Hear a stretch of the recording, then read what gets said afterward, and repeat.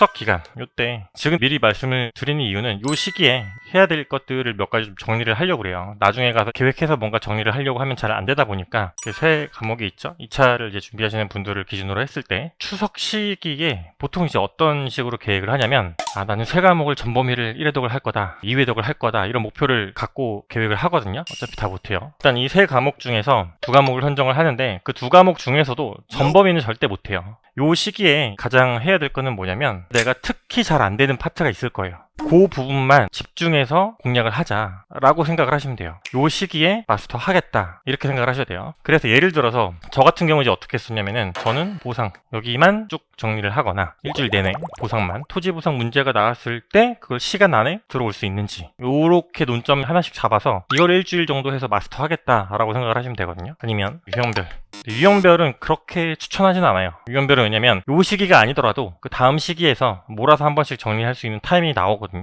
요거보다는 투자 의사결정 요 파트 특히 2년차 분들이 많이 어려워하시죠. 여기랑 관련된 문제만 일주일 내내 몰아서 풀겠다라고 생각을 하시는 거예요. 특히 요 파트에서 이제 많이 나오는 것들이 DCF라든가 FC, FF 기업가치 이런 것들도 활용이 되기 때문에 여기 파트를 완벽하게 공략을 하겠다라고 마음을 먹고 실무는 여기 중에서 이제 보상이나 2개 정도 아니면 적어도 1개 정도 공략을 해서 그 시기에 마무리를 하자 목표로 삼으시면 될 것 같고요. 자, 이론 같은 경우는 이제 전체 체계 잡는 거 기본형 초급에서 했었죠. 그 다음에 연기에서 했던 거 이 2개 지금까지 했던 문제들을 다시 시간을 재서 써보거나 그럴 필요는 전혀 없습니다. 목차만 다시 잡으면 돼요. 목차만 문제 분석을 해서 목차를 잡아보고 예시 목차 했던 거랑 다시 한번 비교하는 과정 여기에 조금 더 신경을 쓰셔야 돼요. 책에. 그래서 어떤 논점이 나왔을 때마다 병렬 목차인 것들 그 다음에 상위 목차, 하위 목차에 어떤 논점들이 있었는지 그게 머릿속으로 그림처럼 이렇게 펼쳐질 수 있게 그 단계만 이론에서 해도 충분해요. 의의는 굳이 안 하셔도 돼요. 이 시기에는. 그 다음에 이제 법규를 하겠다. 그러면 이제 행정법의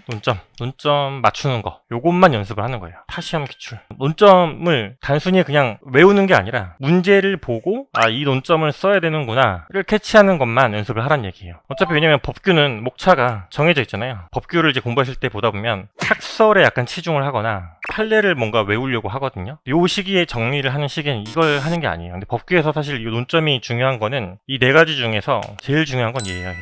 각 논점별로 이게 왜 나오는지를 알아야 그래야 그런 케이스가 나왔을 때 이 논점을 쓰는구나를 알 수 있는 거거든요. 이 문제점을 보고 이 논점을 언제 왜 써야 되는지 그러니까 이것도 문제를 가지고 적용을 해야 돼요. 요것만 해도 사실 빠듯하거든요. 그래서 여기서 3과목을 다 하려고 하지 말고 지금 이론은 그래도 요 체계랑 기본형 연계 요거는 어느 정도 되어 가고 있잖아요. 그래서 실무랑 법규를 저는 조금 더 추천을 하긴 합니다.